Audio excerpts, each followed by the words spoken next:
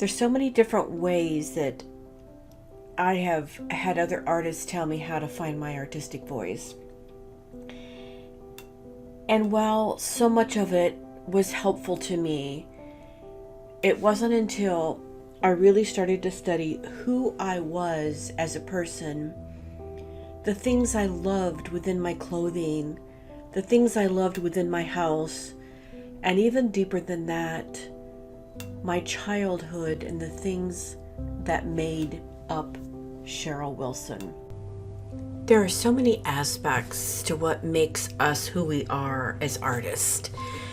And for me, learning, and I'm still learning about why I create what I create, why I love what I love, why I do a lot of neutrals, why when I do paintings with color, the colors that I use, why I tend to love texture and layers, and why I like branches of a tree and how I incorporate that type of a crooked line in my art.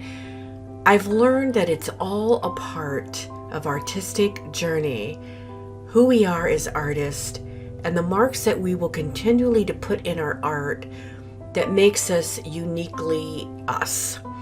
This video and the next one, I hope, will be an exploration for you. It's just my opinion. It's just a journey that I took, and I wanted to share that with you. So I hope you enjoy this video, and I'd love for you to share your comments of how you're finding your artistic voice.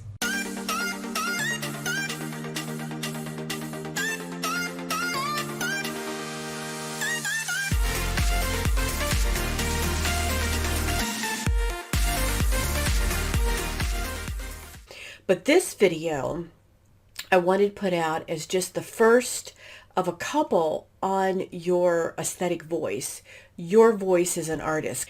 As you go down your journey of doing your different elements of art and practicing with composition and just, I'm still practicing with color and value and all these things.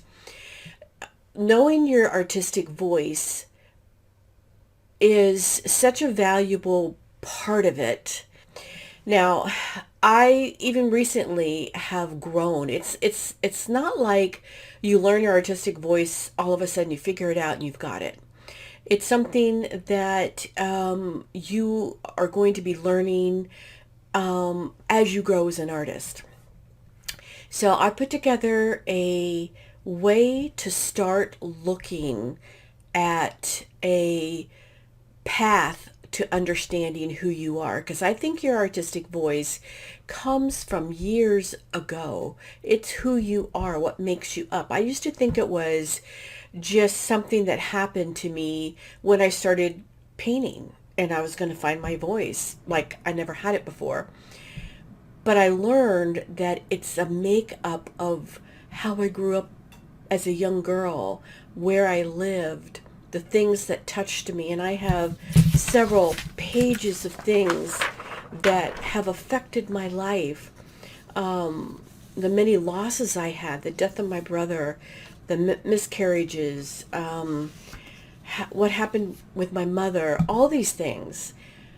Even back before that as a child, the fact that I was a middle child, and I'm not going to go into a lot of that, but a lot of that comes into play when you're creating your art, and what you find is expressed on your art, and then you find this really great connection. So this lesson is all about getting started using a Pinterest board to pull some inspirational photos of things that mean a lot to you, and I'll explain it in the video. I'm going to come back and take this video further for you, so you can, after you build your Pinterest board that I'm going to show you how to do, we're going to go back and you're going to start to connect the why, which is critical. And then as you're doing this, along with understanding composition and value and color and all these other things, you're going to see how they all start to marry together, and it's just a beautiful path as an artist. So let's get started with this video. And this will be the first of a couple. So I'm going to shut up. I'm going to put this out there so that you have it. And again, thank you for being a part of my journey. I hope I give you what you need. That has been mulling around in my mind. And this is only a very small part of this topic, and that is finding your artistic voice. And I want to address that topic in a way here where you are looking at who you are and how that affects your art. There's so many different ways that I have had other artists tell me how to find my artistic voice. And while so much of it was helpful to me, it wasn't until I really started to study who I was as a person, the things I loved within my clothing, the things I loved within my house, and even deeper than that, my childhood and the things that made up Cheryl Wilson. And so that's what I wanted to share with you today. And I wanted to share with you a exercise to do that will start to get your mind in gear to understand some of the things about who you are as a person and how that relates to your art and your journey, and how that all ends up helping you find your artistic voice. We each have our own voice.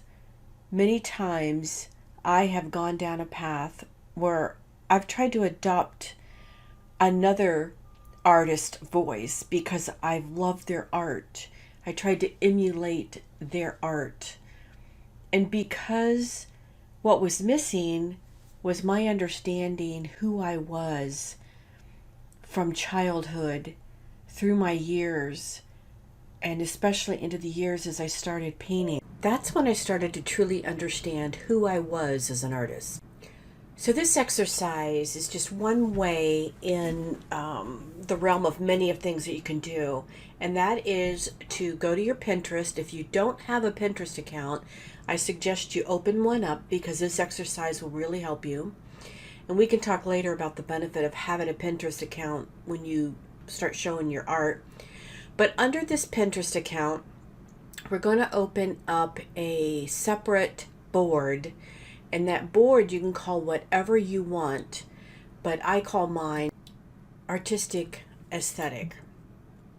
So create a board.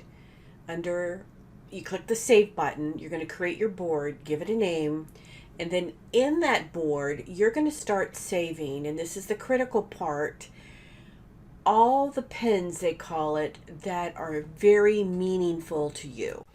And what I mean by that is there's going to be a lot of beautiful pictures you're going to see that you're going to like. But grab the ones that really touch you, that really take your breath away, that really make you feel something.